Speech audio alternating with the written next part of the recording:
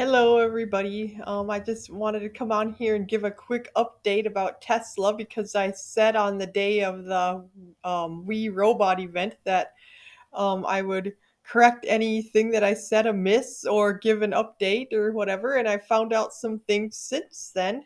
Um, and the main gist that I wanted to bring to your attention is that, yes, in fact, the robots were teleoperated that evening, which was pretty obvious, I guess, visually speaking. But mainly, it was for the speaking. So a human was speaking through the um, robot, and there just needed to be a lot of engineers around for because it was the general public were just milling around, and of course you wouldn't want any mishaps to occur. Um, with that many people, that would be all the media would need.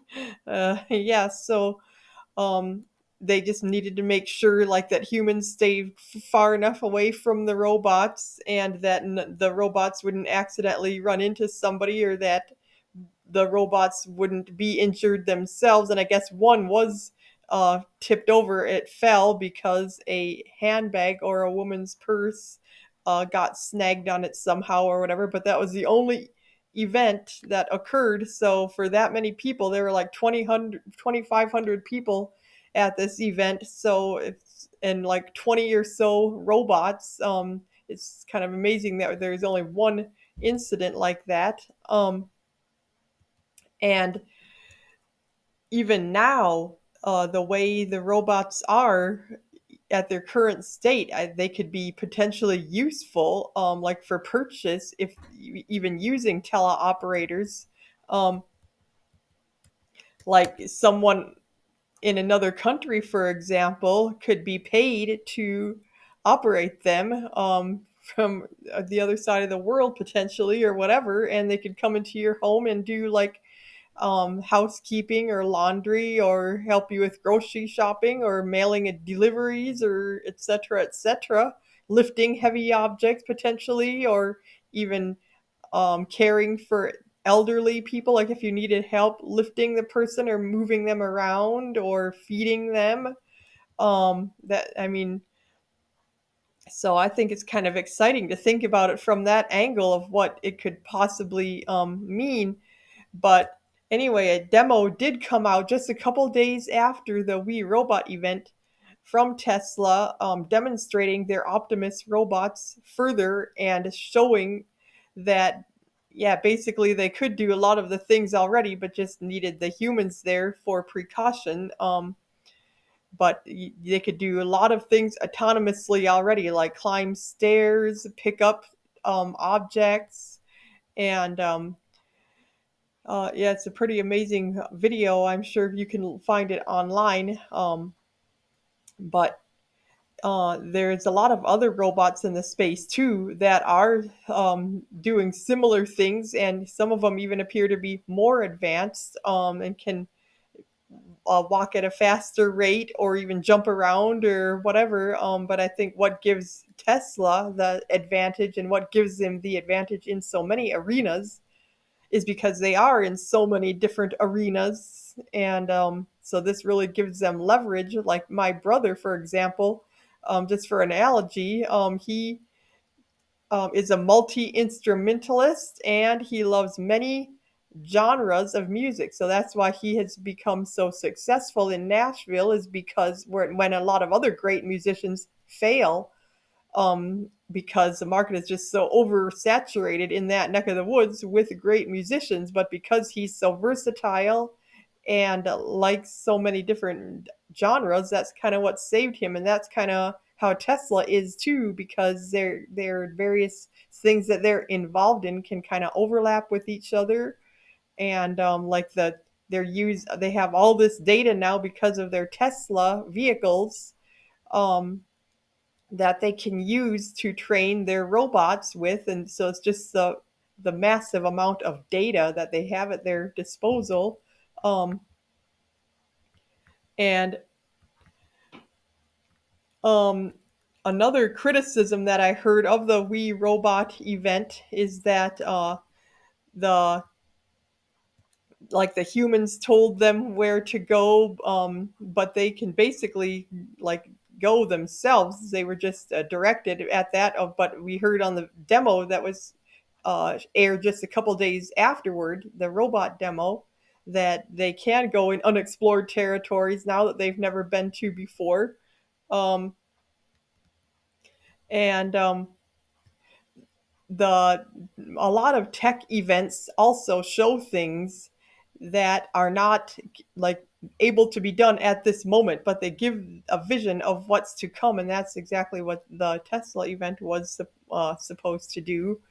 And I think some people were just a little disappointed with that because, uh, Elon did use the word launch, and he probably shouldn't have done that because that gave people the misconception that something was actually going to be launched that day that could be put out into the wild the next day, which wasn't really the case. So, like, unveil is probably the better word, but I mean, I'm sure he just said, and you shouldn't just pick apart every syllable that someone says and try to make it more than what it is. I mean, I misspeak a lot on this channel, so it's just kind of a human tendency, and people shouldn't be too hyper focused or critical on stuff like that. But like the iPhone, for example, when it was first released, um, Steve Jobs had four telephones up there showing uh, all the tasks that would eventually be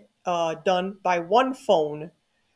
So that was his vision. But right then at that moment, that wasn't possible. And the stock really fell the next day, similar to what it did with after the We Robot event, just because there weren't hard numbers and just these expectations that weren't met or whatever. But and another example I thought of for people that are blind and are familiar with the Glide device, they put out several videos now and demos of what they hope to accomplish with it in future, and every indication makes it seem very possible that they will achieve all these goals.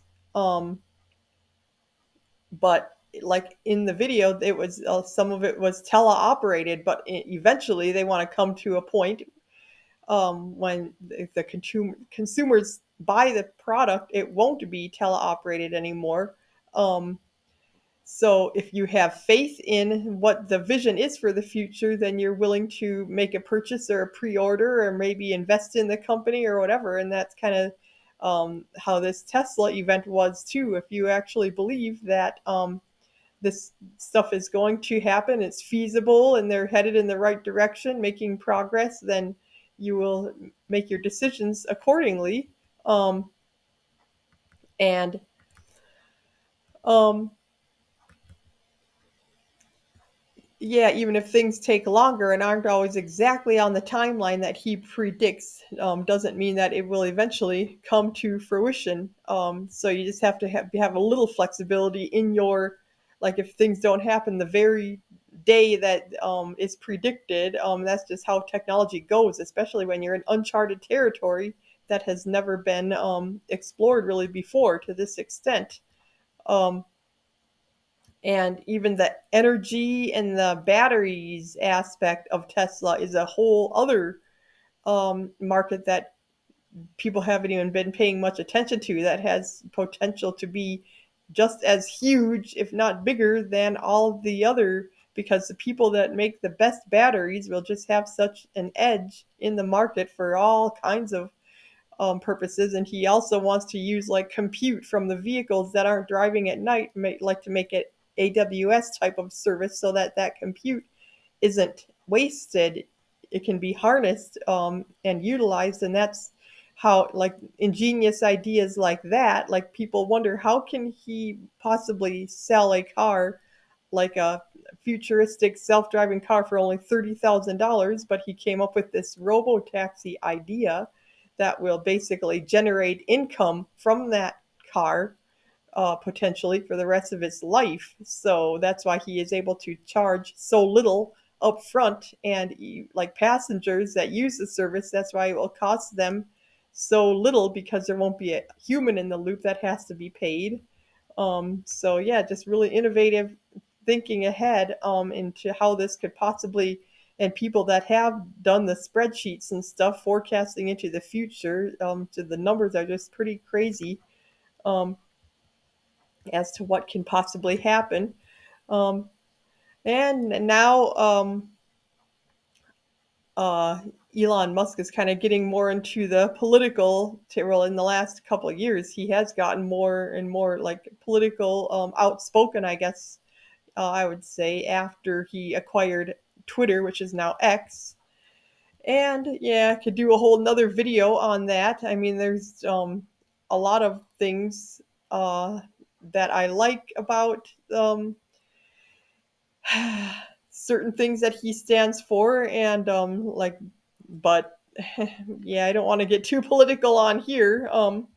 Because I'm sure I have people on both sides of the aisle that listen to my videos and don't want to alienate anybody, which politics can do so quickly. So I just want to make some general remarks about politics in general. One of them being that I hate the extreme rhetoric that I hear every time, every 4 years, basically, that you have to vote for this side or literally life as we know it will cease forever and the country will come to a close, and et cetera, and we'll just never recover. And I know that it's tempting to fall into that because you do think that if you're like in the loop and studying the things, it kind of does seem so important. And like people say, well, like this year it really is though. This time it really does matter more than it ever has. And I mean, I'm sure that some leaders are potentially far worse than others. So I'm not trying to say that it doesn't matter who you elect or nothing really matters. I mean, we should definitely stand up for what we believe in and do what we can to make it better and work very hard to that end. But it's just that we have to be realistic and real. I mean, I think this is going to be a very close race, and we just don't know who's going to win. Um, and So yeah, I think that people though that are leaders in industry, I mean, in the past it's kind of been the rule of thumb to stay away from politics, because you don't want to alienate anybody. But if you choose not to, I mean, if it probably will, there will be backlash, and you'll probably alienate people on the other side. But on the same token, in fact, my brother just kind of did a post about this recently.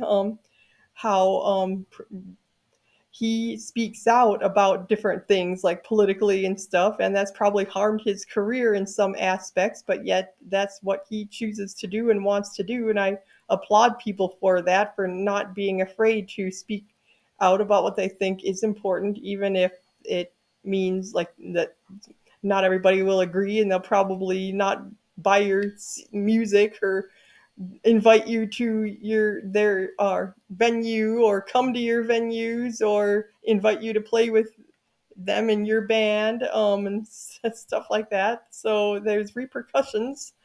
Um, but um, if you don't vote, it doesn't mean that you don't care.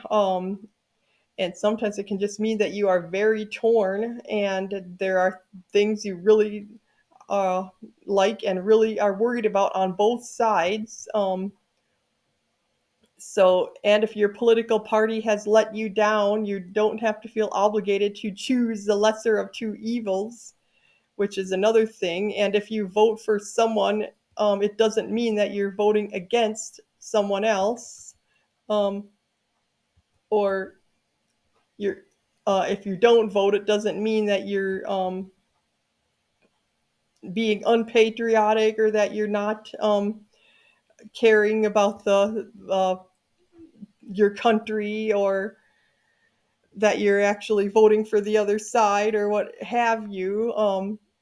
I mean, I've fallen for I mean, I've believed all that stuff in the past at one time or another, but I've just changed my mind. Um, And if you do vote for one candidate, doesn't mean that you agree with everything that that candidate stands for.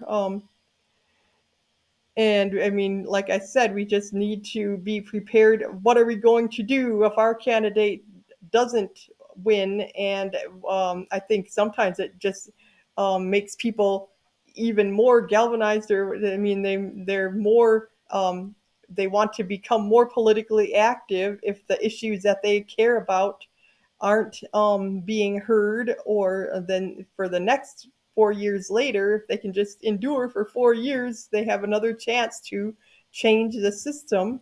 Um, and so, yeah, I just try not to listen to doom speak on either side, because I think we as a people are just resilient and can figure things out. And of course, sometimes though things do have dire consequences that can have effects much longer than um, the 4 years, because especially if they elect other people like judges or whatever that have a lifetime um, seat or whatever, that can have implications. But we can only change what we can,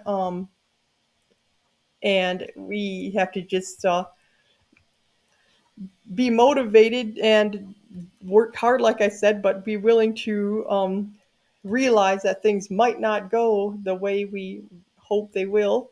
Um, and we'll learn from our mistakes, whether they're big or small. Hopefully, more people will rise up, and um,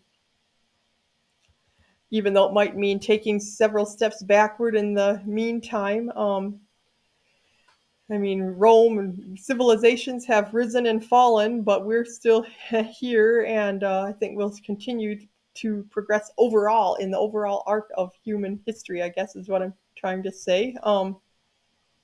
And um, I don't like the current voting system. I think the Electoral College has some flaws, but yet I don't really know a better right now. I don't know how we could change it, but people are working on that, and I will be all for solutions. And like I hope the Forward Party or something like it comes to the forefront someday, so that there's more compromise in the center and people can discuss things with each other instead of having this right and left and you have to like pick one. um because yeah, I'm not sure if the popular vote is the right answer either, because it kind of seems like the bigger cities would have more sway with that too. So um yeah, we might even need more than two parties, I think would be a good idea. But I really hate it when people say, well, if you don't like the way things are, then just leave. I mean, you should try to change it from within instead of I mean, that's just a way to they say to try to shut you up or whatever. Um, as if you just better like this country and not ever criticize it, and I don't agree with that at all. Um, so, and also when people change their minds, especially political leaders, that's kind of seen as a, well, they don't know what they stand for. They just say whatever their base wants them to say, and they're just puppets. And I don't agree with that. I think sometimes people genuinely do change their mind, and sometimes it might be because of political pressure.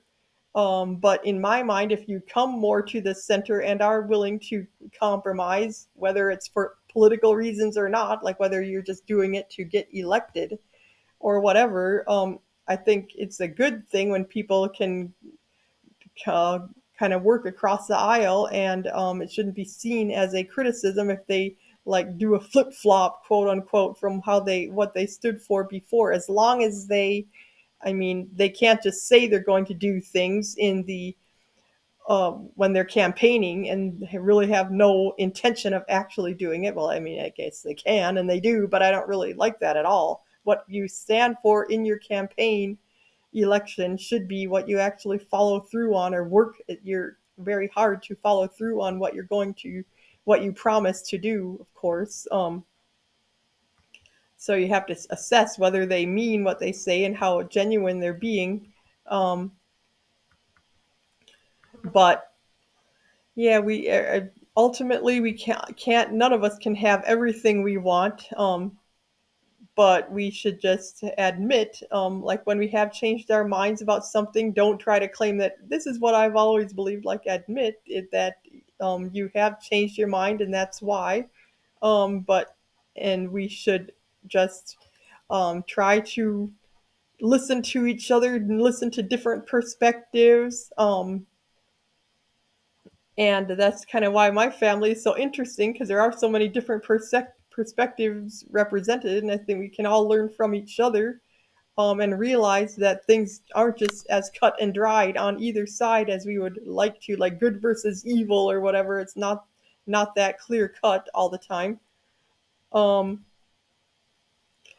and it just similar to when people say that they don't trust science because it changes its mind. I mean, that's like the point of science is discovery. Whenever you discover something new that was previously unknown, yeah, that might require that you change your mind about that, and that's a good thing. um